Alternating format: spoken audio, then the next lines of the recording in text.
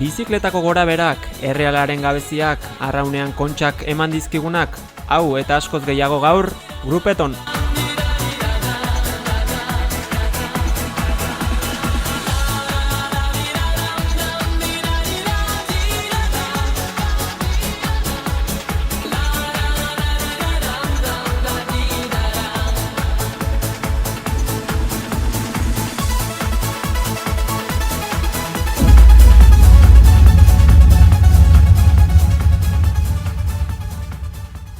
Bueno, arratsaldeon beste egun batez Grupeto zaleok, hementxe gaituzue podcasteko bigarren atal hontan, asteburuak eman dituen emaitzak errepasatzeko, eta beste gure iritziak eman eta tertulia polit bat osatzeko. Arratsaldeon, Mikel.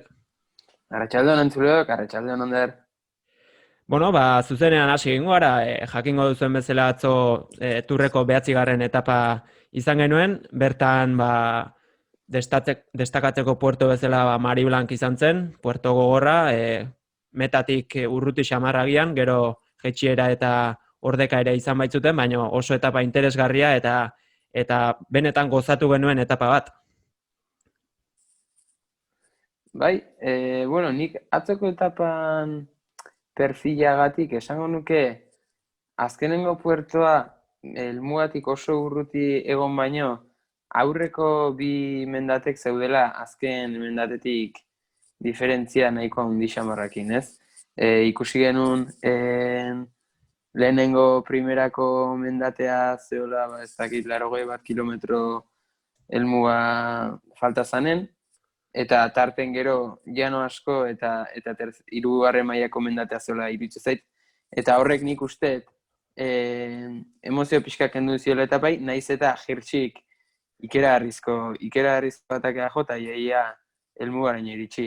Eta gero, helmugan zeon bukaerako 10 kilometro ordeka horiek nik uste nahiko politiak izan ziela, ze azkenen ikusi genuen nola Mari Blancen sailkapen nagusiko ilarrak azkenen juntzien bata besten artetik grupeta selekzionatzen juntzan, eta ikusi genuen nola juntzan grupa banatzen eta bukaera interesgarri izan zen horre errelebokin, eta nahi guztetu zaiten azkenen etapa nola juntzan, ez dakit. Zuri zer iritsi zaizun, Ander? Etapa oso muitua ez, esan dezun bezala liderak pixkanaka eroritzen juntzian, sagarra legu ezela arboletik, eta benetan ikusia lehenengo aste hontan bentsat fuertenak izan dianak hor aurren ibiliziala, bai Pogačar, bai Landa, bai Roglic, eta esan dezun bezala, Bernal ere hor ikusi genuen, pixkanaka gora etor liteken txirrindularia, horri ere begiratua emango diogu, eta aipatu dezuna Hirschi egin zuen etapa, De Gent,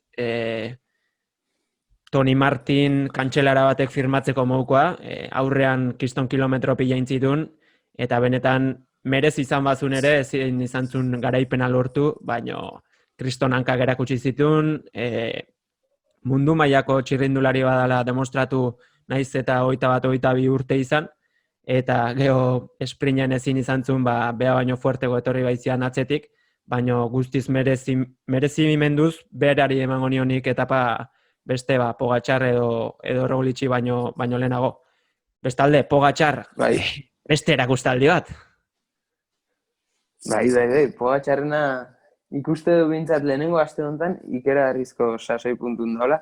Gero ikusi beharko dugu ea datozen bi astetan formak ez dion bera iten, hoxe behar 21 urte ditu, eta azkenen beti lotzeiteu ziklista gazteek errendimendu goiztiar batekin, baina azken bi astetan beti bera iteuen forma izateue korredore gaztek, eta zaion hori gertatzen Pogačarri, eta sailkapen orokorra disputatzeko hortxe saltxan gehatzean azken aste hortan, ze gauzak dauden bezala, nik Pogačar favorito nagusinetako bat ezela ematet, ez dakitzuk nola ikustezun, baina nik Nairo eta hauek ja atzo beraka denba galtzen ikusi nitun, bai Yates, eta azkenen hor Pogačar nik lehenengo hiruen artean sartuko nuke guentxe hortan.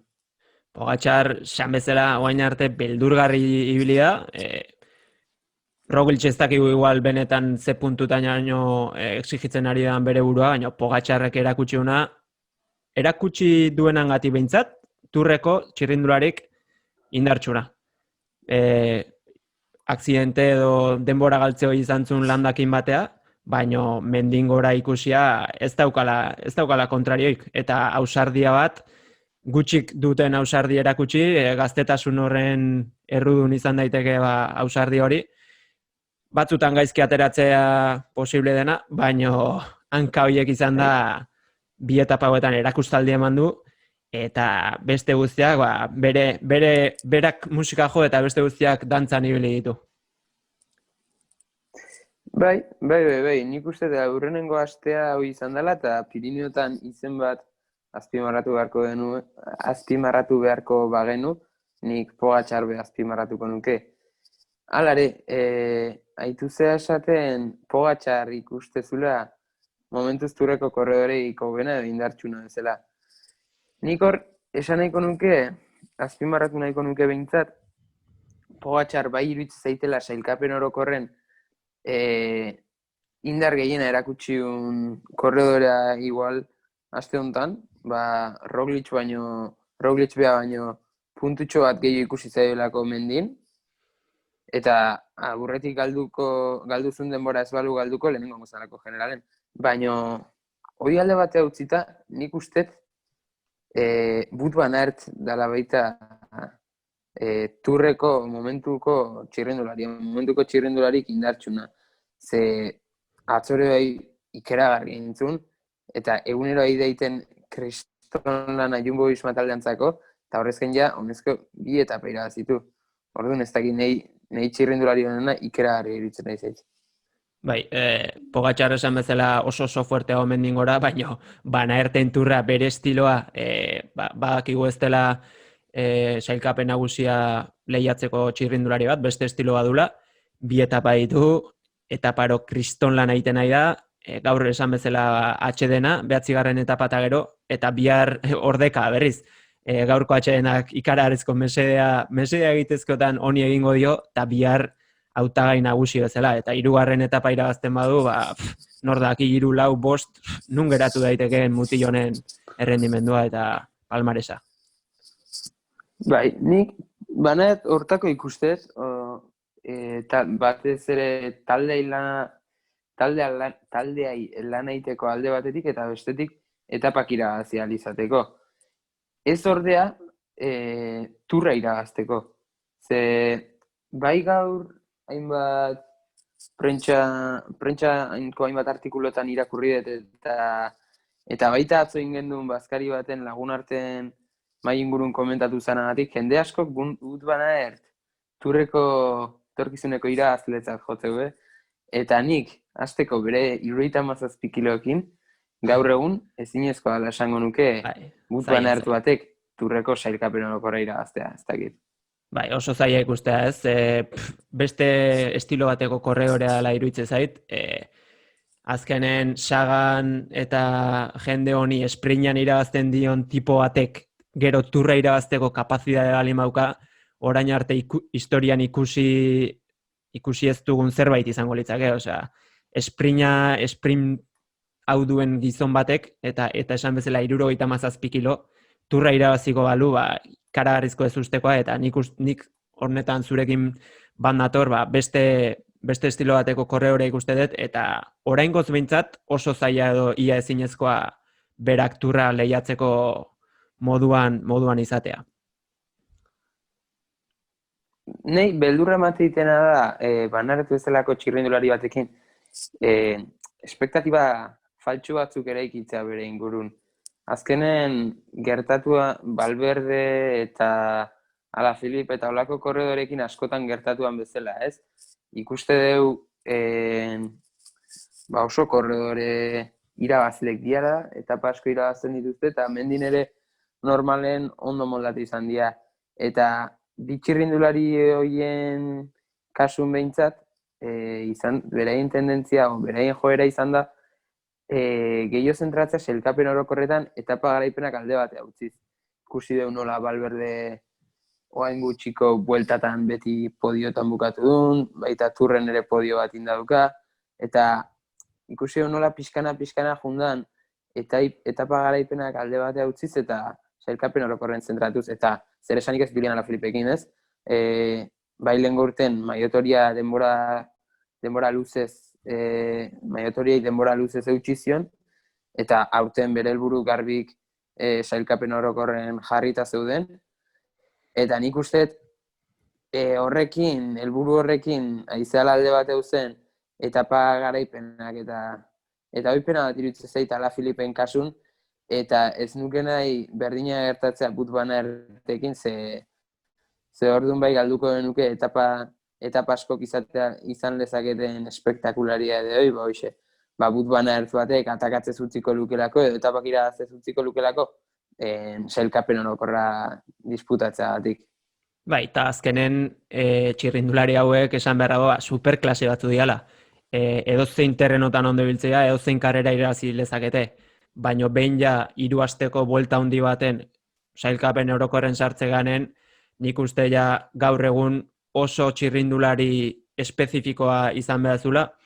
Alde batetik 3 aste horri irauteko nibela edukiz, aldapa gora ikaragarri ibili behar dezu, eta eguna joan, eguna etorri nibela eman.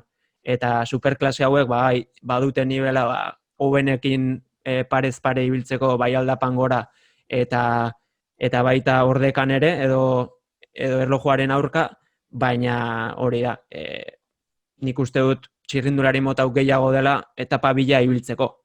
Bestalde, atzo lehen aipatu bezala, Bernal ikusi genuen, pixkanaka agian badatorrela, taldeari aguantatu zion, ez dabil indarrez soberan ikusten denez, baina bueno, ez dakit hor dago, 20 segunduren tartean. Hombre, ez dabil indarrez soberan, baina atzo ez aguantatu bakarri, baizik eta Bernalek atakek ere jo zituen. Hori da. Ikusi genuen batzutan gaina landa irikitzen hasi zala, pixkat sufritzen, azkenen landa behare sufritzen hasi zan. Bueno, lortu zuten azkenen lau horiek batea iatzen mendatu bukaera, baina lau horietatik atzo, bai Pogačar, Roglic, Landa eta Bernalen artetik jarreraik oldarkoren erakutsi zuna, nik Bernal beha izan zela esango nuke, eta, bueno, gero ja bukaeran, bai Pogačarrek azkenen atakek eta jozituen, eta bidena. Baina ikusita Bernal guain arte nolako korrera izan da, gehiago igual aguantatzekoa eta pixka kontserba horregoa Pogačarren alden, atzoko Marin Blankeko kasu nik nahiko esate dizuten bezala jarrera oldarkorrakin ikusi nun, eta normalen ohituta gaudena, baino erasokorrago. Bai, jarrera aldetik ezin zaio zer gehiago eskatu, nik uste atzore zunindarra purra erabili eta hoxe ausardiakin erasotu intzula al izan zunen. Eta leheno aipatzen zenun adibidez, Pogačarren gaztetasunak igual ekar lezakela 3. astean errendimenduan jeitsiera puntu bat, ez? Baina Bernal ere gaztea da, baina Bernalen kasuan lehen urtean erakutsi zuen 3. astean gora egiten duen txirrindulari horietakoa dela. Gaztetasunak hau ez dio kentzen ematen duenez, eta argi txirrindulari honekin, ze badakigu Roglicek ere errendimendua jeisten badakiela. Eta Bernalek gora egiten badu, argi 20 segunduko tartea ez delako ezer. Ez dakit arriskua ikusten diozun Roglicen berakadari, edo... Bai, oain aipatu zuen bezala, gaztetasunan teoria horrek Bernalekin ez duela funtzionatzen ikusi genuen lehen urten behintzat, ze beak naiz eta 22 urte izan, ikusi du bere errendimenduak gora intzula asteak aurrera junala turren.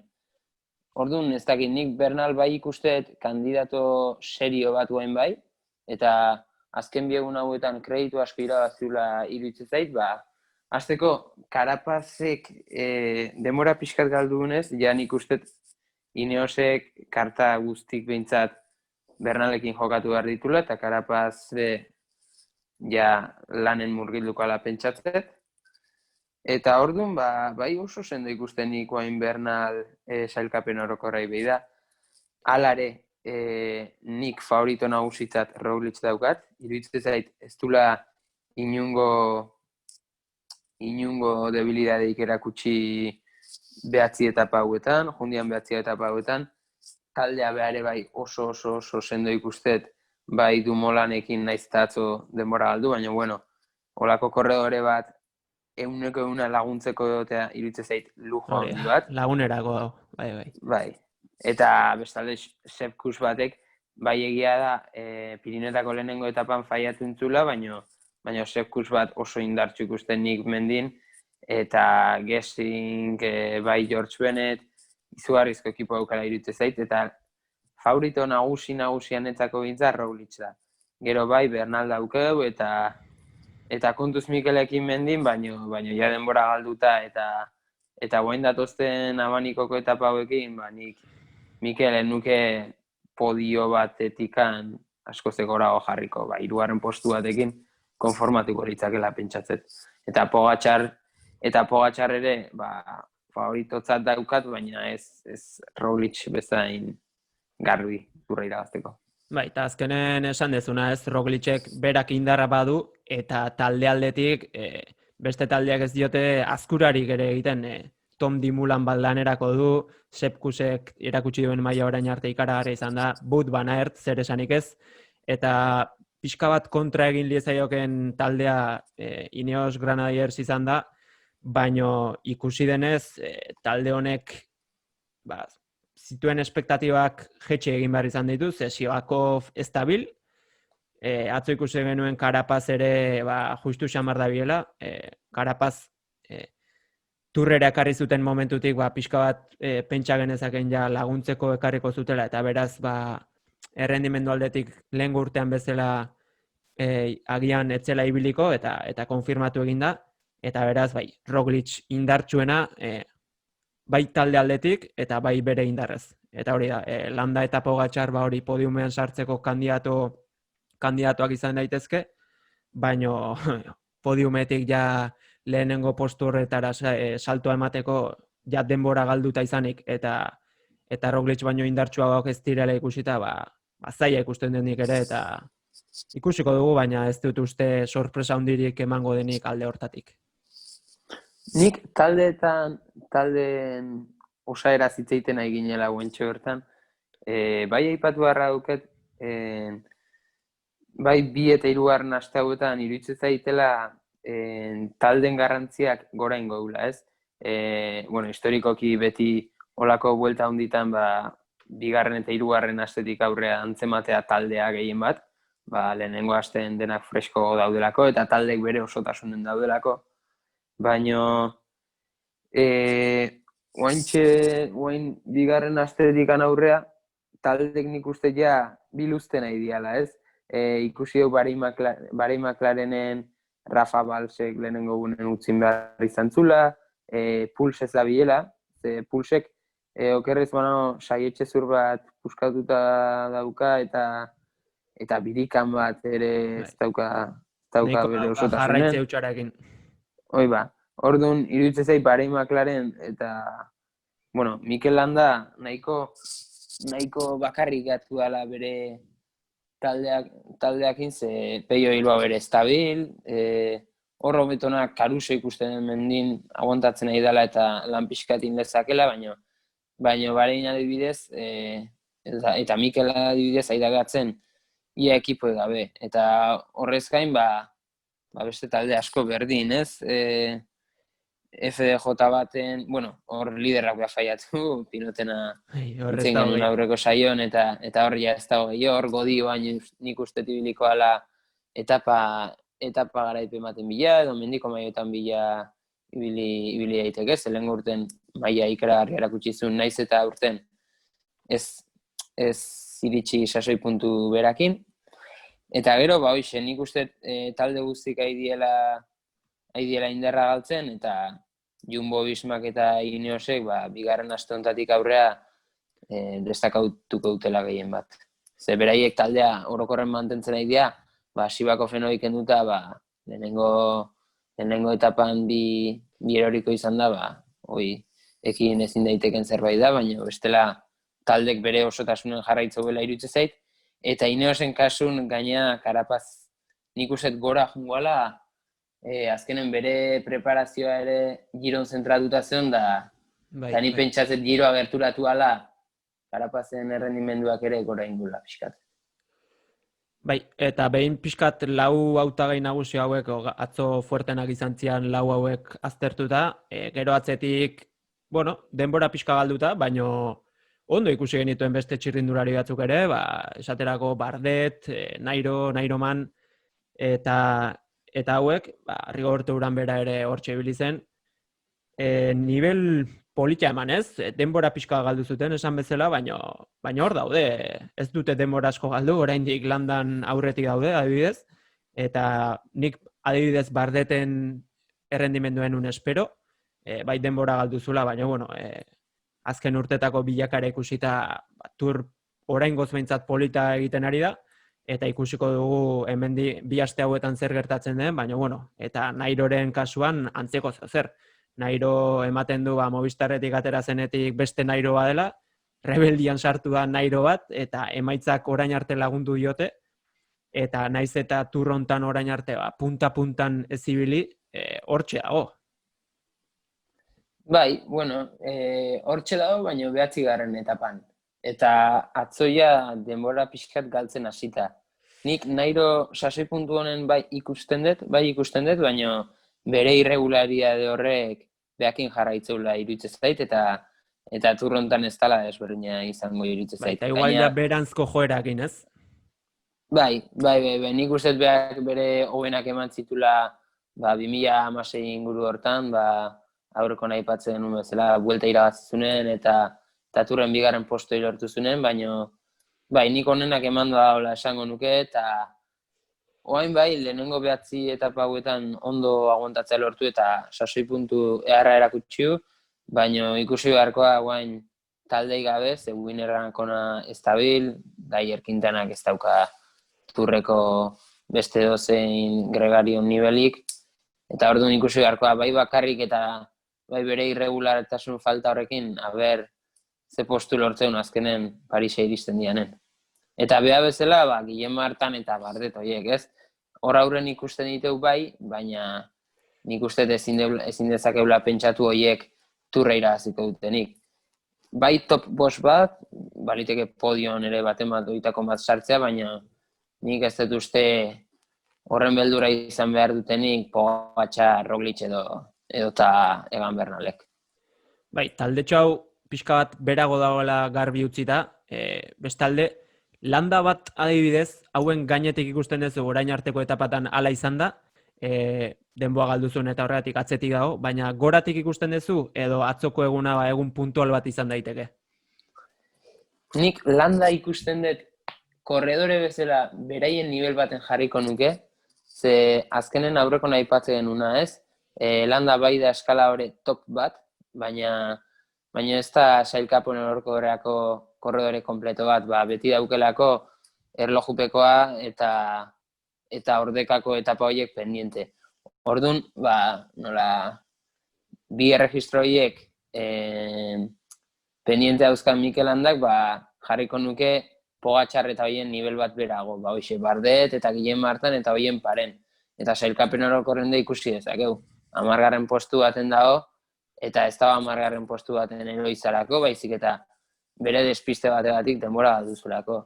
Eta hori berriz egertatu liteke, batez ere biharko etapan. Ez dakit biharko etapa ikusi ezun, baino irla edo penintxula moduko baten asteia bihar, kostatikan kostatikan pasatzen da pelotoia, eta gero bukatzea beste irla baten, nun zubi estiloko bat pasatzen duten itxaso zinguratuta, eta hor kontu zabanikokin, ze Meteo Frantzen behiatzen nahitu naiz biharko uraldia eta historia horiek, eta ikusi dut ikeragarrizko haizek eman daudela, Jon Izagirrek ere jarri bere Insta Story pare bat eta sekulako haizea ikustezan, eta kontuz bihar izan liteke eta bat Mikel Landak berriz ere kakagin dezakeen sailkapen orokorrean. Beraz, esan genezake, bihar Mikel argi ibili dadia, Roglicen ipurdian jarri eta despegatu gabe, bestela bihar ere aurreko etapan bezala beste minutu eta piko galtzeko arazorik ez. bai, oantxe ari naiz ikusten etaparen perfila, ez dauka ezer, guztiz laua, repetxito batzukin, baina bai, horra izea fuerte jotze bagu saltxata izango da, eta gehiago, Saganen taldeak eta hauek, erritmo bizi bat jartzen badute aurrekoan bezala, sustoak egon litezken etapa izan daiteke.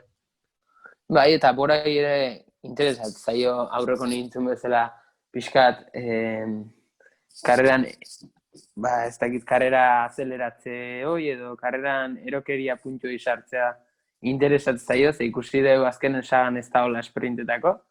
Bai, Kokuar, Demare, Bennett, hoi denak, Demare ez barkatu, Iwan, eta hoi denak esprinten Sagan baino gehiago dia. Baita Zesbol eta dozein, ia dozein sprinter gehatzen nahi da Saganen aurretik, beraz Saganei interesatzen zaio esprinea iritsi aurretik, taldea ia puskatuta aiatzea, beraz, ez daukat inongo dudaik, bihar borak zerbait interesgarria proposatuko digula etapan, eta inkluso esango nuke etapa hau izan litekela aste hontako etapaik interesgarrinetariko bat. Ostiral bitarteako dauden etapatutako interesgarrinetariko bat, biharkoi. Bai, eta gaur esan bezala ondo deskansatu bezala Mikelek eta gainontzeko txirrindulariek bihar saltxa izango dela seguruenik. Bueno, etaparen analisia behin egin da, beste ekitaldi batzuk ere izan ditugu asteburuan zehar, euren artean Realaren bi partidu horiek, larun bat goizekoa pixka bat komentatu genuen, larun bat arratsean beste bat jokatu zuten, Osasunaren aurka, oraingo honetan jokalari titular gehiagorekin, alguazilek eskua artean dituen aukerak baliatu zituen, ez dauzka asko, baina bueno, ekipo txukun bat atera zuen, eta pixka bat honen inguruan ere gure iritzia emango dugu, ze iruditu zitzaigun eta ze nolako jokua egin zuen Realak. Hasteko hori, Willik penaltia sartu zuen, kosta zaio, baina hasi da golak sartzen, eta bat eta hutsekoarekin aurretik. Ez dakit zer iruditu zitzaizun partidua. Bai, aipatu genuen goizeko partidua izan zela gehiago, Sansen partidua, hoxe, Reala askokin daulako alde batetik eta bestetik, egun hortan, bertan bi partido jokatu behar zitulako. Beraz, goizen Sansekin jolastu osten, ikusi genuen bai arratsaldeko partidon Reala, lehen mailako Realan antza gehiago zeukan ekipo bat, ez da?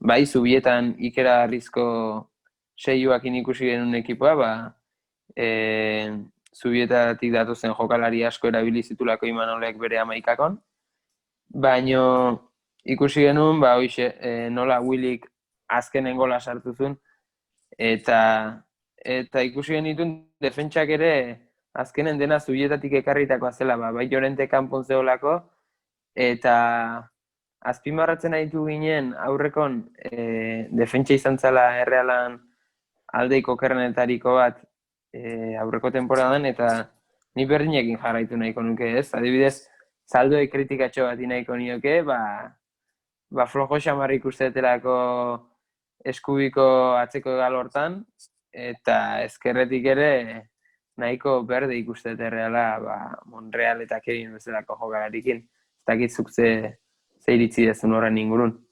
Zaldua aipatuta, esan beharrago Realeko enfermeritzak, bezeroa gehiago eskuratu dula, zaldua ere lesionatu egin baitzaigu, eta arazoak alguazilentzat liga hasierarako, baina bai, pixka bat esan bezala ez, zalduak iruditu zitzaidan partidua, partidu normal bat jokatu zula, ez txarra ez ona, baina bai utxegite puntual batzuk izan zitula, Osasunak aukera garbi bat ere izan zuen honen ondorioz, eta segurtasun gehiegi ematen ez duen laterala, eta agian Getafen, Leganesen egontzenean nivel altua erakutsi zuen, baina orduzko niveletik pixka bat bera ikuste dut.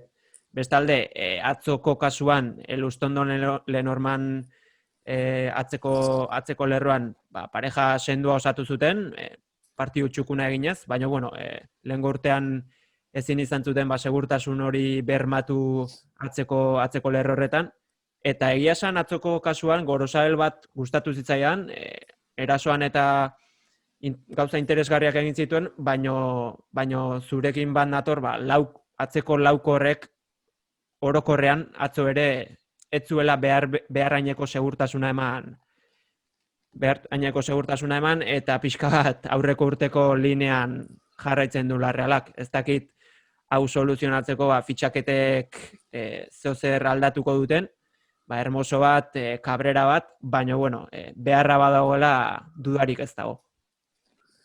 Bai, leheno aipatzen zenun, nuen saldua eta zeizinenen Leganesetik etorri zanen, Leganesen maila erakutsi zula eta bidena, eta nik uste hor bereizi behar egitela Leganes eta Errealan arteko aspirazioak eta maila diferentzia, ez? Ikusi dugu bai Kevin Leganesea juntzanen eta bai Zaldua Leganesen ibili zanen, biak ala biek maila ona erakutsi zutela, baina ezin dugu ahaztu Leganes baten erakutsi zutela maila ona, eta talde eskaxago bat izanik Leganes, erresagoa dela destakatza esango nuke. Gero hauek Reala etortzi janen maila ematea gehiago kostatzen zaila ikusi dugu. Eta horregatik, nik hoxe exigitzet, bai ezker eta bai eskuine atzeko galak erreforzatzea. Monrealen ikustet nivela ematen dula, baina guain lesionatuta da honez, iruditzen zait justu antxeen ibiliko gara lehenengo partidetan, Kevin eta haienekin, baina, Realare ez da Madrid, eta ezin dugu guain fitxatu hemen inungo izarrik lateral ezker bateako, baina nik uste eskubin behar deula berrikuntza bat, Gorosabelek ere iruditzen zaitelako mailaik ez dula eman oain arte. Nik ez dakit atzoko partidon zenolako maila eman zuen, ez bainun partidu guztia ikusteko aukeraik izan, baina oain arte nik Gorosabelekin ikustetakoakin justu antxen gehatzela esango nuke lehenengo mailako talde bateako, eta Realak azkenen posiziok duplikatzea eskatzeko, azkenen Amerikako txukun bat izan lezake, baina azkenen Kopa, Superkopa, Europa, eta behar ditezu hor pozizioko bi jokalari nivela emango dutenak, eta hoxe, ez lateral eskubin, ez da zentral postutan ez dauka Realak plantilla zabaloi, ez? Ez, eta azkenen zuk esate zenuna ez, Leganes bada koska bat edo bi beraoko talde bat, bosteko defentsa osatzen duen talde bat, eta Realean ja beste exigentzia batzu daude, baloi atzetik ateratzea gustatzen zaio aspalditik Realari, eta lan horietan gauzak asko konplikatzen dira, eta esan bezala atzean postu guztietan behar ditu bi jokalari Realak, minimo, dituen konpetizio pilakin, eta nunbaitetik fitxatzen hastekotan atzeko lerro hortatik, eta bereziki nik esango nuke erdiko zentral postu horietatik. Ze lehengo urten 3 zentral ibili ziren minutuak elkar banatzen, eta alguazilek partiduro aldatzen zuen ia alineatutako pareja, baino ematezun etzula konfiatzen 100% inorrekin, eta horregatik gauza ezberdina probatzen hil izan, baina etzun lortu teklakin ematea eta segurtasun hori lortzea. Nik uste hor, sendotasun bat erakutsi behar dutela Errealeko bi erdiko atzelarik. Azkenen, ezin dezak Erreala bezalako talde batek partidu jun eta partiduk etorri pareja hori aldatzen, ezin da ibili hola, baten Aritz Lenormand dela, beste baten Lenormand Diego Llorente. Beste baten, Diego Llorente Aritz. Ezin dezak ibili Erreala bezalako ekipo batek beti bi jokalari horiekin dantzan.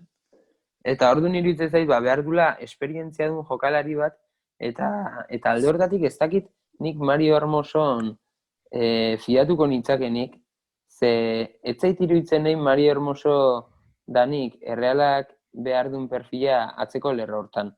Iruditzen zait, Realak behar dula gehiago, aurretik eukizitun Hector Moreno bezalako zentral esperientzia duen bat, edo Javi Inigo Martínez. Martínez bea bezala, azkenen esperientzia eta karakter hori duna, eta nahi iruditzen zait, olako jokalari bat gehiago behar dula, esperientzia duen zentral bat esaten duten bezala, gero defentsa gazteago batzukin ibili izateko, Lenormand edo Diego Llorente bezalako defentsekin ibiltzeko. Ze azkenen Diego Llorente eta Aritz batez ere iruditzen zaizkit diala atzelari batzuk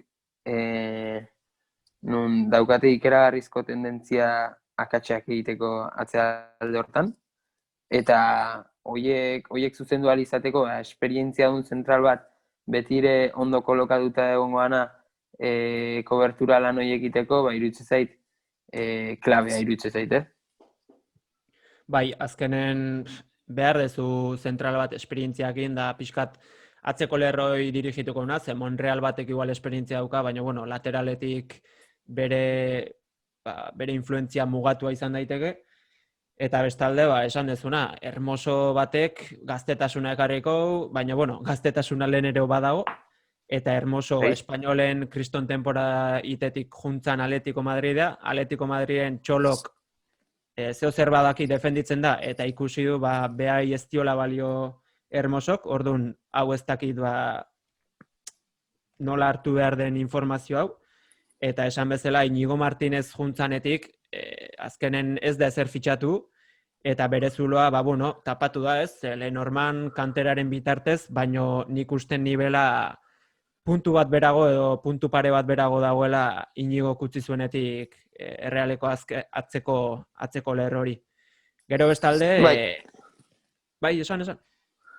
Garbi dago hor, atzeko lerro hortan, eta Erreala, bai atzeko lerro eta bai edozein postu kubritzeko beti lehenengo aukera izan da arrobia jotzea, baina garbi dago zubietatik asko azken aldi honetan ez diela erdiko atzelari asko atera, eta bai Lenormanden maila mateu eta Lenormand ibili daiteke, baina hor beste jokalari bat ekarri behar da, eta esaten una, Mario Hermoso batek ez dula inungo erregulariadik erakutsi Atletico Madriden oso minutu gutxi jokatu ditula, nik uste olako jokalari bat bilatu beharren, Erreala bilatu behar dula Europan esperientzia dun bat, zentral sendoa, eta gero baloian salida hori emateko, euskau Diego Llorente bezalako jokalari bat, edo eta ez dakit, Zubeldia bea ere salida gehiago daukan jokalari bat iruditzen zait, eta hortako nik uste bauzkeula hortako jokalarik, eta beraz, hankaguneko jokalari Mario Hermoso bezalako bat alde bat badaude lehenik. Bai, eta ekarriko nuke, ez dakit, ikusi genuen Villarrealen Albiol batek ze ondo funtzionatu zuen lehen urten Pau Torresen ondon, eta ikuste du, olako esperientzia duen zentralak azkenen oso ondo funtzionatzen dutela zentral gazte batzukin. Eta, maila horten ez dakit baina Europan zein ongo litzaken, baina interesantea izango zen, Roberto Labek podcasta bentzungo balu, eta perfil orzako fitxaje bat ingo balu. Bai, Roberto Labe badakigu denbora asko pasatzen dula ez, zubietan bere iPada bere mugikor hartuta, baina elitzak etxarra ez, podcast honetara sartzea eta konsejutxo batzuk hartzea, ideiarik ez duten bi gazte hauen hitzetatik. Baina gero atzeko lerroa alde batera utziz, ikusten da bai Sansen eta bai Errealean, erditik gora, Errealak ez dula arazoik edo nivela koska bat gorago dagoela defensakin konparatuz. Atzoko partioan, ikusi genituen, Willik behingoz gola sartu zuen, partidu, txukuna, ez kriston partidua, baina nik uste ondo jolastu zula, eta gero adibidez, naiz bat, arrobitik datorrena, lotxagabe, erregatea bilatuz, eta asko gustatzen daiten jokalari bat. Hor, erditik aurrera polbora asko dator, jokalari interesgarri asko arrobitik, eta ekipo polita egiteko aukerak atzoko partioan erakutsi zen bezala. Bai, nik uste, bai erdiko lerro eta bai aurreko lerrotan, Errealak nahiko jokalari interesgarri dauzkala, bai arrobitik atera ahal izan dituen jokalarik eta baita kanpotik ekarri ditunak kontun hartze baitu, bai, zuk aipatu duzun bezala naiz batek maila eman lezakela iruditzen zait, eta ikustet hor, Errealak indula pixkat, orain arte ere indako fruituk jasoitula iruditzen zaitu hain, ba, ikusi genuen lehen urtean nola Gebara bat, Zubimendi bat, eta jokalari horiek iritsi diela Realea, eta Realen gehatuko diela, ba, Zubimendi, Barrenetxea, Gebara, naiz, eta guain, hornada berri bat sartzen nahi dela ustet, entzun duten ez behintzat, hornada berri bat aio omen da Zubietan iten, ikusi deu, 11 bat jokalari bota ditula edo zeditu ditula beste talde eta Errealak, ba, Ander Gorosti Tolosarra esateako alkorkonea junda, Ander El Haddadi aurrelaria ere ja bidali dute ez dakit Kalahorrara edola, ba, zen urte asko da zemakiten jokalarik, bat dena jundia Zurdin, Aitor Arantzabe, hoie denak Real Unionea edo ez dakit noa jundien, eta hor nik uste limpia bat egon dela, zen, azkenen Roberto Olabek eta Xabi Alonsok eta hor esku hartu dute, eta hor jokalari asko bai bota dituzte, eta beste batzuk hartu dituzte lehenengo ekipako. Eta hor du noain, Sanse eta Realze daude trantsizio moduko baten, nun 18-19 urteko jokalariz beteta beraien plantilla, eta hor du nik uste momentua dela, arrobitik jasotako jokalari horiekin, jokalari horiek erabiltzeko lehenengo ekipon, eta Sansen gauzak hasieratik hasteko berriz. Zakit? Bai, atzoko kuadriako bazkarian adibidez komentatzen genuen, ez? Sanse bezalako ekipoetan daudela jokalariak taldea egiteko, ez? Ba, bigarren B maila batean talde sendo bat behar duzulako, eta badaude jokalariak, bai, benetan Realaren lehenengo taldera iristeko proiektzioa dutenak. Hori esan da, zela erditik aurrera iruditu zitzaidan ikaragarrizko talentua zegoela, eta benetan urte ona egin ezkero edo gauzak ondo atera ezkero hor jokalari asko zeudela benetan lehenengo taldera iristeko aukerekin. Eta aurten gaina aukerak nik uste zabalak izango direla, koronavirusaren arazo honekin, igual aste batetik bestera bi positibo badituzu, kanteratik tira beharko baitu Imanolek, eta alde hortatik nik uste gazte lotxagabeak, kalitate handikoak, eta arazori gabe Real batean renditzeko modukoak. Orain bai, Europa mailan benetan lehiatzeko taldea gazte hauekin, ez dakitze puntutaraino lortu dezakeen Imanolek. Bai, hoi azkenen betikoa da, ez? Ikusi dezakeu nola lagun arteko partia hauetan, hainbat eta hainbat jokalarik burua sartzea lortu duten lehenengo ekipon. Adibide bezala jarri itzazket, Aritzalda soro bat, Alkain, atzeko lerroan ere jokalari batzuk debutat intzuten. Eta ikusi dezakegu, bai, aurreko jokalari horietan nivela egon badagoela. Gero ikusi beharko da, ea temporadan zehar Imanolek zenbat jokalari erabiltzen ditun lehenengo ekipoko partioetarako. Nik uste ja naiz bat ez euneko eunean, baina bai, bere osotasunean Real baten plantillako parte izateko ikuste dut, ze ez dut uste Sanse bere beharrik izango dunik, eta hemendik aurrera Realak behar gehiago dula irutze zait 5 konpetizioekin, eta naiz ez gain, Aritzalda soro bat, hendikan Sansen utziko nuke, baina haude hor jokalari batzuk ja erabiltzen, Imanol erabiltzen hasi daitekena, eta bai, nik lehen osaten nuen bezala, erdilari eta aurrelari postu horretan Reala inungo arazorik gabe ikustet.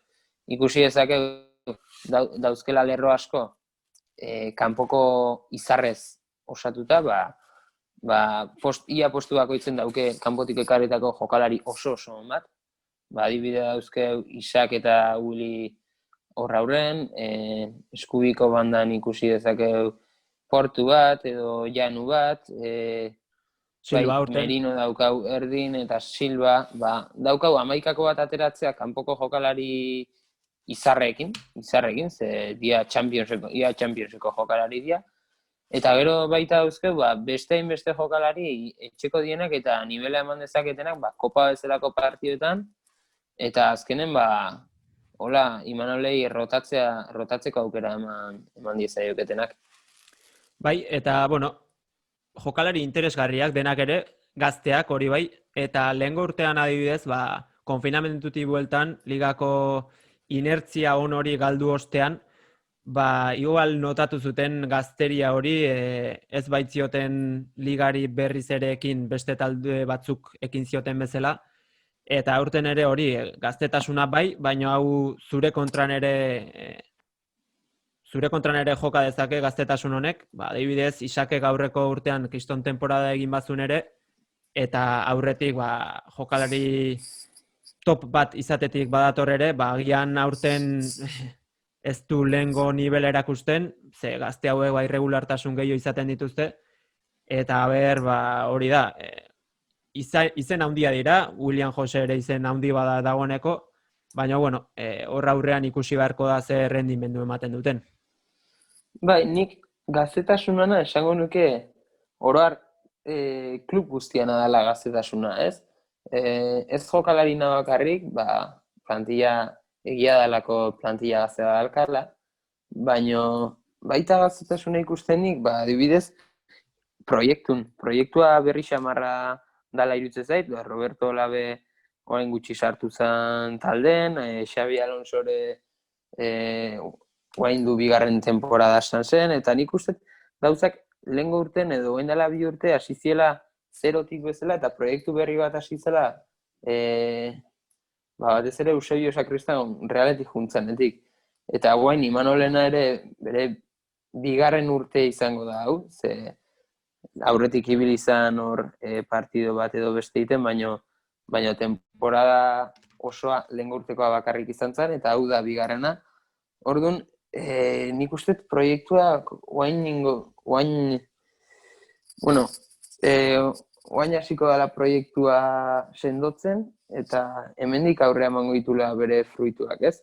Lehengo urten ikusi genuen potentziala handiko proiektua zela, Imanolek etxean aldeko apustua egin du, Arrobiko jokalarin aldeko apustua, Arrobiko jokalarik erantzuten nahi dira, bestalde direktibak ere jokalari interesgarrik ekartzea lortu du, Silva bat bezala, Isak bat bezala, Europan oso kotizatuan jokalari bat zalako. Bueno, Silva batzuen ahotan ez dakit fitxaje ona den.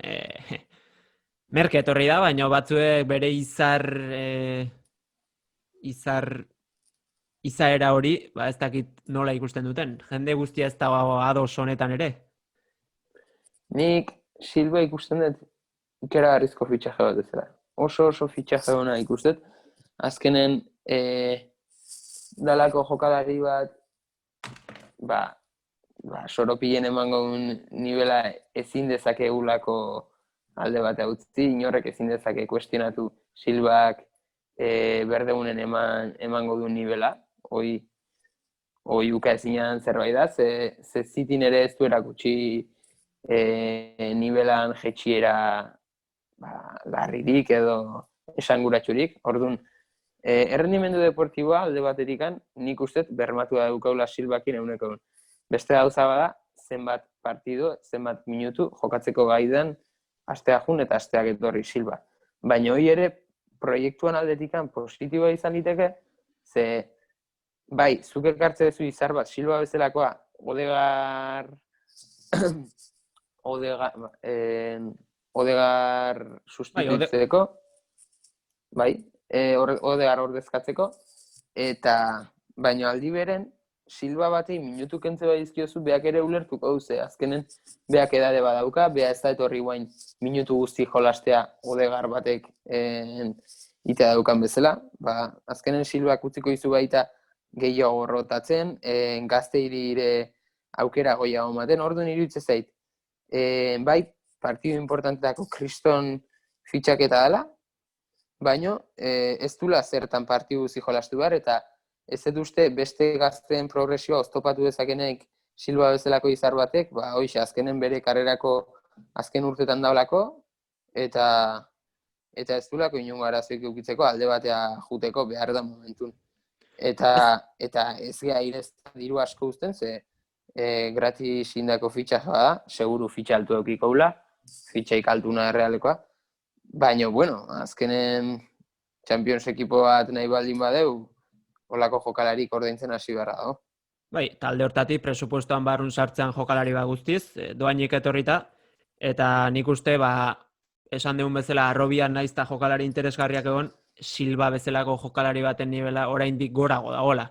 Orduan, eskaintzen badizu partidu garrantzitsu horietan Silvak benetan duen nivela ezaztu munduko txapeldun bat, eta gainera hori, adin bat duela jakinik gero Roberto López eta jokalari hauentzako tartea utzi dezakela beste partidu batzuetan, nire ustez ere fitxaje oso interesgarria, asmatu dutela Olabek eta Aperribaiek fitxaketa honetan, eta aukera oso ona baliatu duela Realak, Odegaarren tokia ordezteko, eta bai, Silva dudik gabe garantia bat aurreko lerro horretan. Bai, Silvana lehen esaten, aurreko asten esaten unan arira, hoxe, bai iruditzen zait Silvana asmatu indula, Olabek eta Aperribaiek asmatu indutela Silvan fitxaketakin, baino ezin dezake fitxaketa honek tapatu atzen Errealak dauzkan gabezik. Eta alde hortatik nik esango nuke direktiba egiten nahi dan lana oso ona dela oain arte, Merkelanz bezalako bat ekarri ulako baita ere, ezin dezako baztu, Merkelanz izan dela Liga Smartbankeko jokalarik hobenetarikoa. Baina atzealde hortan berriro diot, atzealde hortan sendotzea prioridade bat bezala jotzen dut, eta hoxe hor, pare bat fitxaketakin edo fitxaketa sendo batekin nik uste plantilla itxitzat eman dezakebla, eta Silvan fitxajea hobe ingo luke atzelari txukun batekarriko balu Roberto Olabek. Bueno, eta Reala pixkat aztertu ondoren, beste asteburuko kirol ekitaldi garrantzitsu bat, Arrauna, Kontxa, atzo hasi zen edo atzo izan zen Kontxako lehen asteburua, ikusi ahal izan zen duten bezala Hondarribik egin zuen lehenik, eta gainontzeko guztiei tarte garrantzitsu bat ateraz gainera, eta pixka bat Kontxa erabakita utzi dezaken estropa izan daiteke, ez dakit ze iruditzen zaizun, tartea nahikoa den. Bai, nik, hasteko esan beharra daukat, Kontxak asko galdu dula urten, iruditzen zait, bai, futbolak ikuspideu asko galdu dula zalegoai sarrera debekatu zaionetik aurrera, ze azken finen futbolen ere muitxi baten jokatuta zalegoak izugarrizko garrantzia dauka, baina Arraunak galduna eta batez Kontxak galduna aurtengo edizioakin iruditzen zait beste inungo kirolek ez dula galdu. Hasteko, Arraunak galdu du Kontxa eta Porto ingurun formatzezan ambiente hoi.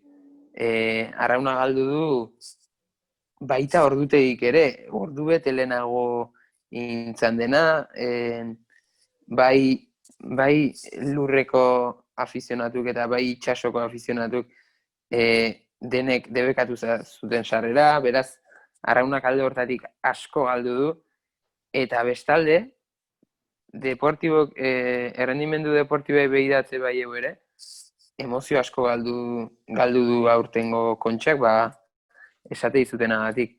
Lehenengo nesketan horiok ia bandera irabazizun lehenengo jornada bakarrik jolasuta, eta mutiletan ere, Hondarribik segundu andana sartu ziren beste ontzi guztiri, ez? Ikusi genuen, azkenen zierbena bat eusteko gai izan zala, eta 7 segundua besterik ez zala gatu azkenen, baina gero Santurtzi bat bere kalen gora berakin ikusi dugu 20 segunduta ia bandera lortzeko aukera guzti galdu ditula, baita hori ere, 23 segundu galduta, Berme ere bai, eta hurrengo guztiak, horiek ere ez dute bandera jokatzeko inungo aukerarik. Eta beraz, hoixe, esaten izun bezala, Kontxak asko aldu du bai zalegoan aldetik, eta baita talden arteko desorekagatik ere. Bai, pixka bat, bigarren astebururako gauzak nahiko garbi gehatu diala ikus dezakeu. Esan bezala atzo pixkat Kontxa deskafeinatu bat, ez? Ez afizio, ez ambiente, ez ezer.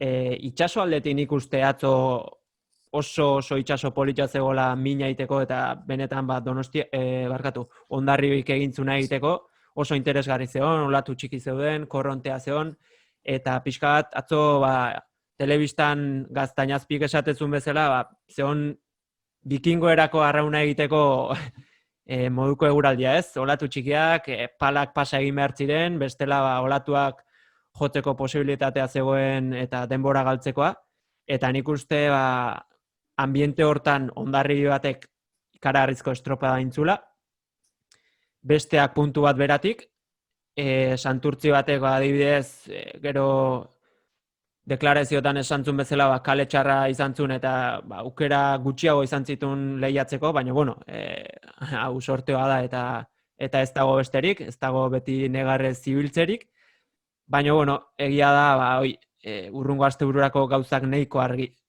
Hondarribiren aldera, baina itxasoak esango du eta bestalde sorteoa ere berriz ere izango da kaleen aldetik, eta aste honetan Hondarribiren alde izan diren segundu guztiak, bigarren asteburuan beste baten alde izan litezke, eta hau da benetan Kontxak duen gauza politena, ezta? Bai, nik ere espektakulo handi bat ikusteko esperantza ezin galdu dezaket, eta arraunan zalego izan da, betire emozioi mantendu nahiko nuke azkenengo regatar arte, baina nahi iruditzen zait, itxasoak behintzat diferentzia hondik ezin ditzakela markatu Kontxa bezalako estropa baten, eta gutxigo ordu bete aurreratuta da honen. Esplikatzen naiz. Beti esan izan da, historikoki esan izan da, igandetako estropaetan, geroz eta orduz beranduago hasi, ordun eta kondizio okerragoak izaten direla, udara partean eta orokorren urte guztin, eguerdi parten haizeak gehiago altxatzeulako normalen, eta guain aurtengo kasun, txanden artean aldaketa hori ez da notatzen, 12tan iten dialako estropak, eta orduan haizea guaindik ere ez dulako gehiegi altxatzen. Beraz, iruditzen zait, alde batetik, txanda batetik bestera ez diala inungo diferentziarik egongo, eta ongo balia ere, 30 segundu jateko nahiko lan izango luke Urdaibaik Hondarribiari. Askotxo. Bai, eta horrez gain, iruditzen zait, estropan bertan ere, kalen arteko diferentziak ezin dezakela izan ikeragarrizkoa, ez? Bai ikusten dugu, Santurtzi bezalako taldeak beti negarrez ibiltzen diala Iker Zabala entrenatzaileakin eta bat eta beste, eta patroia ere ez dute santua, eta ikusten dugu, bateko edo besteko beti dabiltzala kejan. Guardiolaren eskolakoa, ez? Bai, eta igual Sansamendin eskolakoak ere, bai. Ze hori ere eskola hortakoa da. Baina, hoi alde batea utzita, azpimarratu nahiko nuke, ziaboga bateko, bakarreko regate izan ikan, txanden, kalen diferentzia izugarria izan da ere iruditzen zait, bigarren, bueltakoan, Hondarribiak edo zein ontzik hartu lezakela berak nahiko duen bidea, eta orduan edozein kaletan jarri, beraz, ez zait iruditzen diferentziak ere ikaragarriak izan litezkenik kale batetik bestera, eta orduan oso zaila iruditzen zait, Hondarribiai edozein taldeek aurreko jardunaldin sartutako distantzia kentzea. Egia esan bai ez, aldea polita da, eta bai, goiz egite horrek kondizioak pixkat baretzen ditu, egia esan, baino ziago bat izate horrek, atzo adibidez, Zierbenako entrenatzaileen Zunzuneik esaten zuen adibidez, behaiek ziagoa ona egitea ez zutela lortu, eta horrek agian luze guztian edukizuela bere ondorioa. Berak esate zuen, hiru ziabogadia den estropadetan, ziaboga bat pasa ezkero edo nahi bezala hartu gabe ere, luzea 5 minutukoa dela, eta azkenean remontatzeko aukera dagoela. Urrungo ziaboga ere hortxe aukazula, akatsa zuzendu eta gauzak ondo egiteko. Baina berak esate zuenez, bueltako poparean, ez zutela neurria eman, parte handi batean ziaboga akasdun bat egin zutelako. Ez dakit horrek zenbaterainoko influentzia izango duen denboretan, baina Zunzunei gori zioen. Bai, baina orduan horrekin esaten naizea, itsasoak areta garrantzi gutxiago izan dezakela. Azkenen garrantzia arraunlarien behaien talentun da, hola. Ziaboga hon bat hartu ezkeo, ja lanak iainda daudela esan genezake Hondarribi batentzat. Beraz, ezin dezakegu esan orain, itsaso kaskar bat egon ezkeo, edo kalen arteko diferentzia hon ezkeo, emozioz irabazil dezakela estropadak, ze azkenen, ziaboga bat inoiz baino garrantzitsua alin bada kontxan, norbaitek ziaboga ondo hartu behar badu Hondarribik izango da, ze du izugarrizko patroia, izugarrizko esperientzia duen tripulazioa, eta alde hortatik iruditzen zait, esatea, ziaboga batek garrantzia handia dula, horrek Hondarribin alde ingo dula, azkenen taldeik sendonare beak dulako, edo behintzat Zierbena baino sendoa beak dulako. Bai, azkenen Hondarribiko arraunlarin talentua esan beharrik ez dago, ze talentu duten, patroia atzo olatua bat bestearen atzetik hartu zetorri zen, eta hor atea ziren Zierbena eta gainontzeko guztiei atera dien aldea. Eta bai, behar bada, espektakulariade hoi edo parekatasun hoi galduko du Kontxak, baina, azkenean hobenak izan badira atzokoan bezala, ez dago gehi eskatzerik, ez? Itsasoak ekar dezake Hondarribiren galera, baina ematen dunez, zuk esan bezala, sorpresa handiegirik egoteko aukera gutxi, eta beraz Hondarribi bat oso indartsu ikusi genunez, bera favorito garbi-garbia eta sorpresarako aukera gutxi. Eta nik uste, lehen horrealakin aipatzen nun bezala, Hondarribin arrakastan sekretuare daola bere despatxoan, ze iruditzen zait gauzak oso ondo egiten dituen talde badala, arrobia, asteburua etorri errotazioa mantentzen dituen talde bada, eta errotazioa mantentzen dituen entrenatzailea hor baina nos, ze aurten esan dezakeu, Hondarribik ligan ez du erregulartasuna erakutsi, bateko eta besteko, ez dakize, baina Hondarribi da hoia Santurtzigandik 2 puntua, Hondarribik irabazi ditu beste dozein ontzi baino bandera gehiago. 6 usteet. Eta rotatu du inor baino gehiago. Beraz, gauzak oso ondo inditu, eta iritsi da Kontxa batea sasoi beten eta indarrez lepo, azkenen horio bat ikuste du ustugo etorriala, errotazioak ere ez dialako izan Hondarribik inditunak bezain bestekok. Eta alde hortatik, nik Mikel Orbañanosen lanai jarriko nioke 10 bat, eta direktibai ere beste 10 bat, gauzak bikain planifikatzeagatik, eta azkenen kirol errendimendu paregabea lortzeagatik, eta arrobiko gaztei aukera emateagatik. Bai, eta Hondarribi beti izan da talde regular bat, ez? denboraldi hasieran Bai, sustotxoa izan zuten. Ba hori, lehenengo estropadan tanda orezko txandatik kanpo geratu ziren, hortik aurrea ja ezin izan zuten hor sartu segidan, seituan, eta hori pixka bat ordaindu zuten, baina ligan atzera etorri dira, atzo erakustaldia eman zuten, eta esan bezala Kontxa ia erabakita utzi dute. Kontxak izan ez dezaken berdintasun hori, atzo non ikusi genuen, formula bateko lasterketan. bai, atzo inoiz ikusi gabeko karrera ikusi genuen formula baten. Azkenen beti ikusi izan diteu eta azken urtetan beti ohitu izan gea Mercedesen tirania horta, ez? Orain urte batzuk Skyek Christopher Froomekin izan zuen tirania bera esan genezake. Azkenen Parekoa, Formula bai. 1 urte hauetan Lewis Hamiltonen lortu ditu inorrek lortu dituna baino garaipen gehiago. Beti Bottas ibilia hor bigarren tokian, batez ere kotxe hon badulako, ez bere talentu ikaragarriagatik. Eta Verstappen ere beti hor egon da, hirugarren, noizean behin bigarren ere geratu izan da. Eta atzo, Verstappenen abandonoa tarteko eta Mercedesek bere motorren ez duela alderiko bena ikusita, ikaragarrizko karrera bat ikusteko aukera izan genuen. Ez dakit zuk nola ikusi zenun karrera?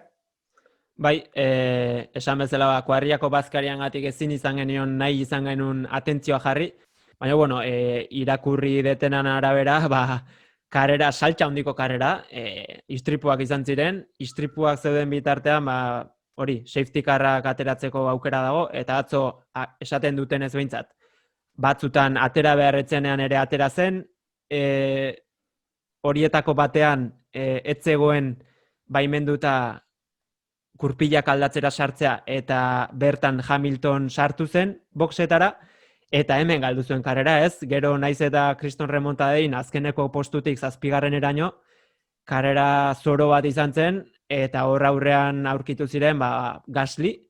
Gaslyk bi geldialdi egin eta zortearekin kurpilai eutxi eta lehen postua mantendu zuen, eta gero bestalde Carlos Sainz bat, larun batean ikaragarrizko klasifikazioa egin, eta atzoko karreran ere Kriston lasterketa egin zuen, azkenean 4 dezima eskasetara geratu zen lehen postu horretatik, eta ikusi da McLarenak asteburu hontan Kriston erritmoa izan dutela, eta ez dakit hemendik aurrera mantentzeko aukera izango duten, ze reglamentua pixkat aldatu da karrera hontan eta hontatik aurrera, eta ez dakigu hau honek horrela jarrituko duen, baina atzokoa mintzat erakustaldia alde hortatik.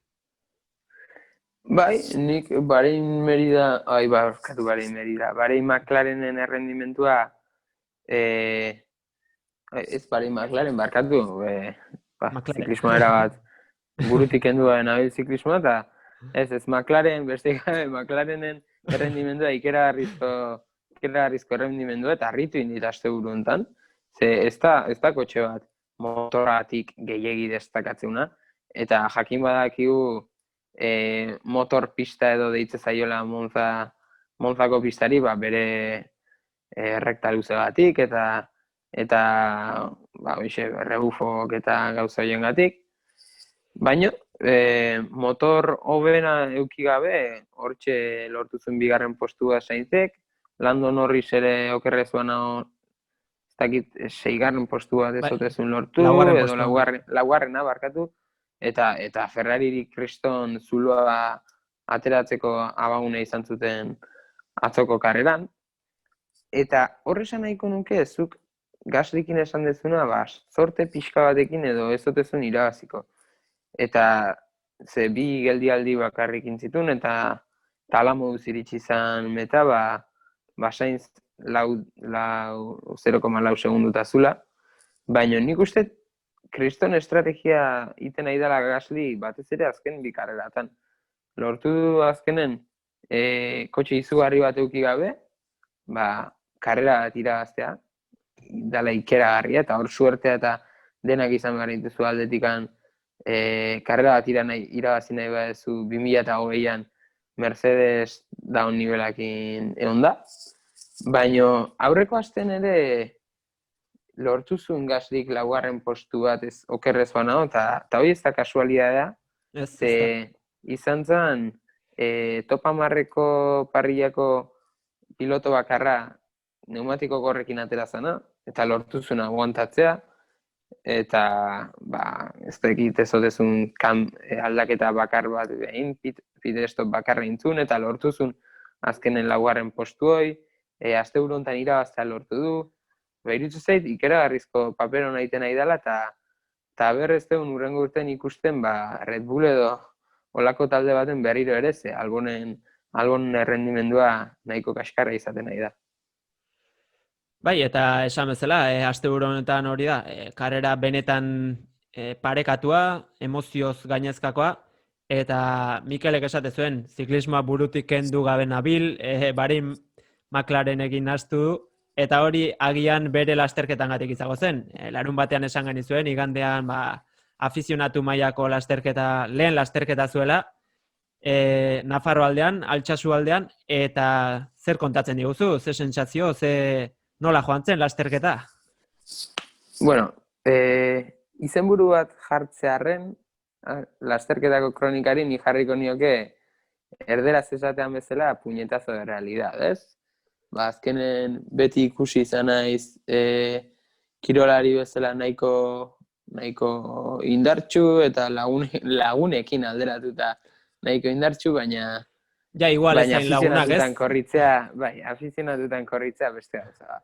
Hor ez dago lagunik, hor ez dago Txantxarik. Hor beste pelikula da, nik uste baten ere da magikoa osalduta juntzela Altsasuko salidara, eta hor txirrindulari jarraitzea ia ezinezko papera iritze zain. Azkenen 200 korredore atera ginen atzo Altsasun goizeko 10etan, 9 gradurekin, euria, eta 200 atera ginen, eta 70 besterik ez zuten lortu atzoko karrera bukatzea.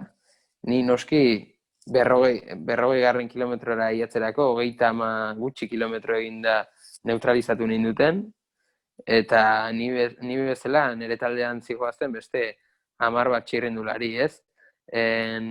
Igoera bat egin osten jetxiera erabat guztia aurkitu nun, pelotoia galdu nun 15 garren kilometron edo gutxi gora bera, eta hortik aurrea taldetxo txiki bat formatu eta erreleboka aitu ginen.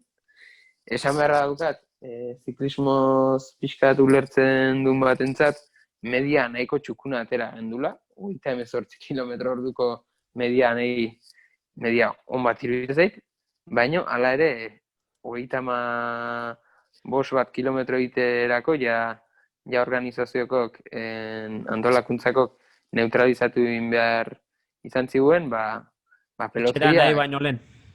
Bai, hori horrela da, baina, bueno, nik azkenen ikusi da zer da hon, ni pixka nahi nun ikusi zertzeon, eta aurrengo karreretako bat bukatzeko gai izaten naizen. Oain gontan, 6 buelta zituen karrerak eta bi osatzearen un lortu, bigarrengoan eliminatu ziaten, aurrengoan hirugarrenean eliminatzen hauten, edo besteik ez laugarrenean, eta horrela joan ezkero, temporada bukatu aurretik, karreraren bat bukatzeko gai izaten naizen.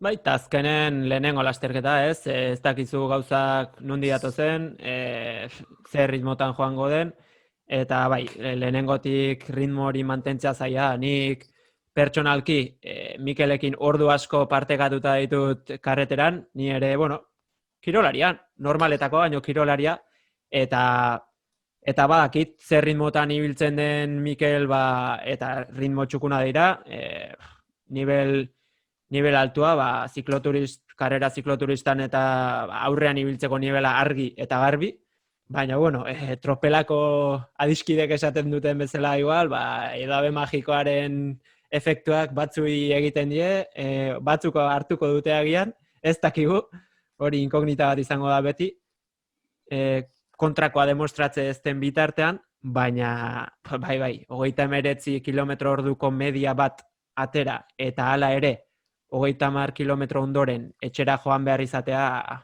horrek esan nahi du erritmoa benetan gogorra izan zela atzokoan.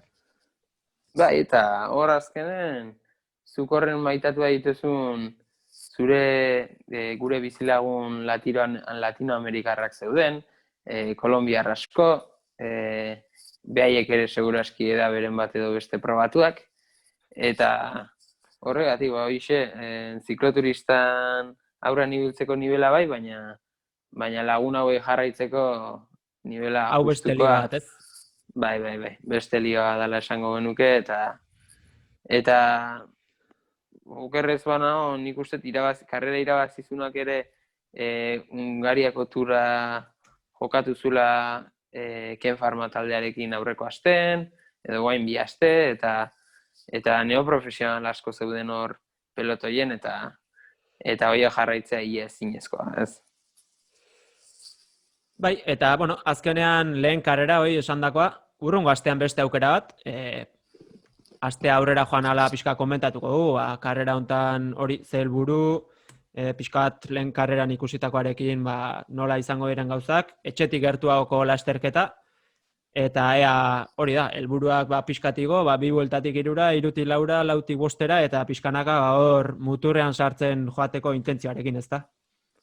Bai, era bat, azkenen zuk esan da bezala etxen gertuko karrera izanik, ikustea juteko aukera izango dut, seguran bertan delako. Ja badakit gutxi gora bera nola joan pelotoieko asuntoa ez, oraindik garbi dago grupan ibiltzen ez dakitela beste txirrindularia bezain ondo, baina badakit pixkat nola hasi behar den karrera segituan atzean ez geratzeko, beste gauza da ja hankek erantzuten dizuten edo ez, baina bueno, ja esperientzia pixkanaka hartzen eta karrera hauekin jarraitzeko asmotan, eta zuei, entzule maiteoi, nire karreren berri emateko asmotan.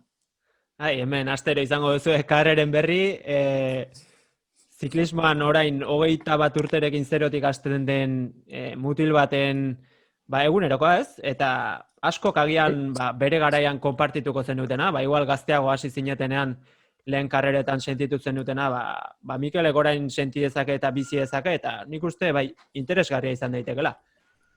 Kurpilak alde batera utziz, atzo pelota ere izan genuen, hau kuadriako bazkari ondoren ikusteko aukera izan genuen, lehen partidu luze baten, bukatu nahi etzuen partida baten ostean, atzokoan Peña Rezusta, Peña Artolaren tokian, eta Altuna eta Imaz izan genituen, eta, pelota gustatzen zaigu, igual txirrindularitzan eta gehiago sakontzen dugu, baina atzokoan ikusi genuen partidak mentzioa merezi duela pentsatzen dugu, ezta?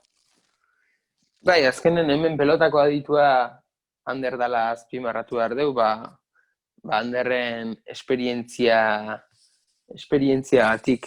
Azkenen pelotan asko aitutako gizasemea dugu Ander, naiz eta orain irratiko artisau bezala ibili pelotari paregabea dela azpimarratu behar dugu Ander. Ibilitakoa esango genuke ez, ibilitakoa eta pelotan ezagutza izan badu, eta ni baino askoz ere gehiago, baina halare ni nire iritzi xumetik esan, atzoko partida intzaitela luze xamarra ikusteko, eta ez dakit, nahi pertsonalkin zait iruditzen horren erakargarria. Luzea lehenengo partidua, barkatu. Lehenengo partiduak etzun bukatu nahi, baina bigarrena lagun artean behintzat disfrutatu genuela iruditzen zait bukaera arte, emozioa izan zula.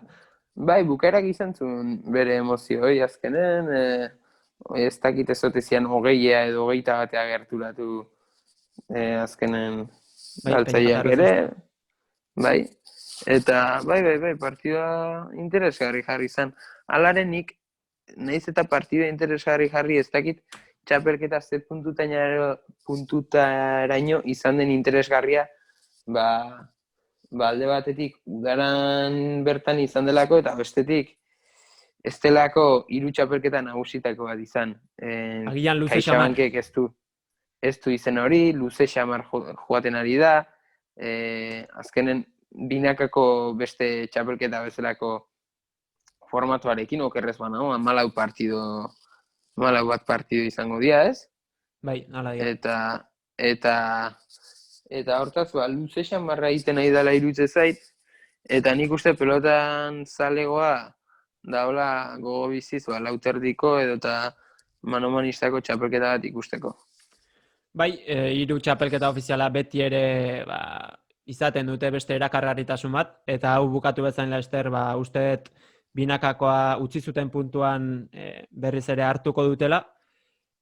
Bestalde, udara raro honen ondorio izan daiteke txapelketa hau, ze egia esan behar da, nik uste estrategia bat izan dela ez, ze azkenean udarako partidu edo jaialdi horiek herri txikietan, beti pelotari berdinek betetzen dituzte, Altuna bat, Irribarria, punta-puntako pilotariek. Orduan, pilotari guztiek jokatzea zaila egiten da.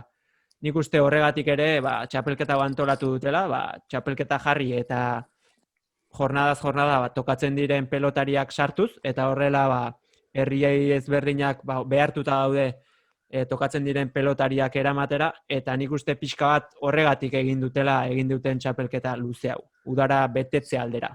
Bestalde, baikoren egoera ere azpimarratzekoa, pandemia egoera hontan.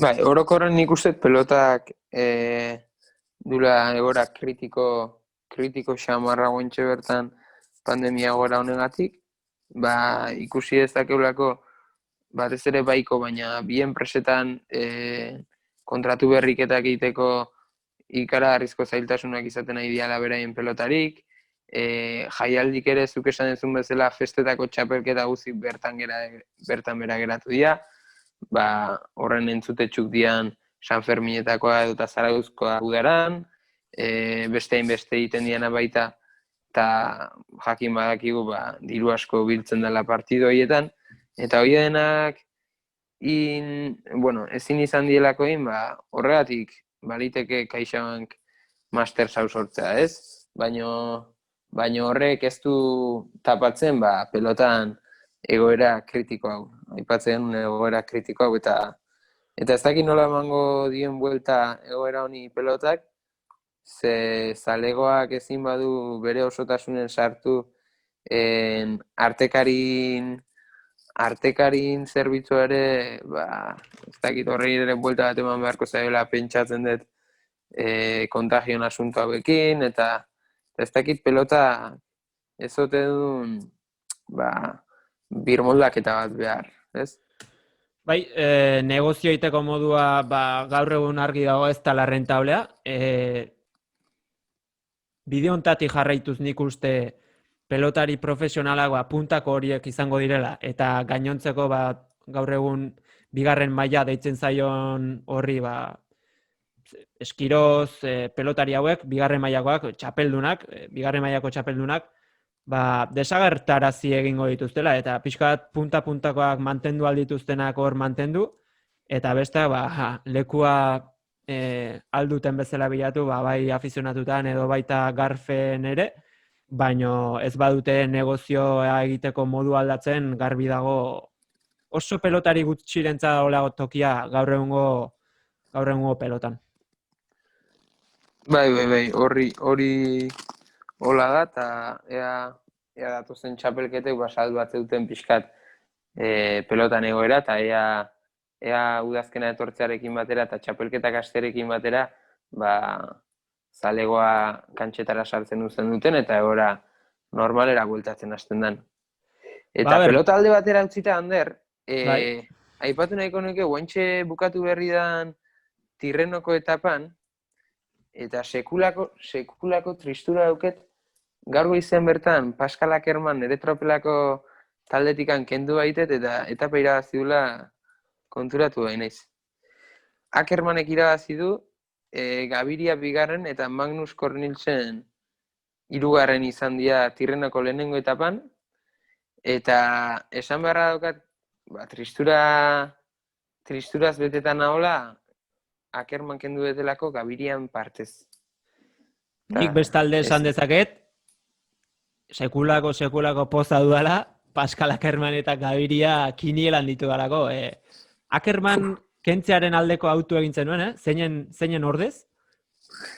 Bueno, okerrez banago behintzat, gaur goizen izan da, eta ez dakit ez ote deten Michael Matthews eta Ackerman hartu, guain behiratuta esango dizut, baina ez, Michael Matthews eta Gaviria hartu ditut, Michael Matthews sartuz Ackermanen partez eta sekurako sarraskia, nik uste. Matthews ikusten zenuen, Bai, irabazi zitulako aurretikan ere pare bat etapa demoraldi hontan, eta azkenenik... Matthewsek okerrez banago San Remon ere 3. postua eskuratu zuen. Bai, 6 puntu honean zegoela zirudin, baina gaur ez da sartu lehenengo 10etan, ez dakit zer nolatan ez den sartu lehenengo 10etan, ez dakit zerbait gertatu ote zaion edo ez. Ikusi Alexaran buru ere ez dela sartu lehenengo 10etan, bueno, hori espero genezaken Alex ez izanik sprinter purua, baina nik uste zer esan handia eman dezakela Alexaran buruk, Tirrenoko etapa sigisa batxoetan. Hemen azpimarratzekoa, Ackerman, gaur egun, Jakobsen, Nitzolo eta hauen pare, punta-puntako sprinterra dela, eta dagoen tokian garaipena lortzeko arazorik ez duela. Boran Saganek izena handia du, baina hemen garaipenak gaur egun, Ackerman, Buchmann bere garaian edo Schachmannek ekartzen dituzte taldearen palmaresera. Bai, eta ikusita Ackermannek gaur karrera irabazi dula, pentsatu nahi eta errendimendu ona emateko modun daola guentxe bertan. Eta horrekin indezakeen erreflexioa da, Borak nahi izan dula, pixkat pastela bitan banatu, ez?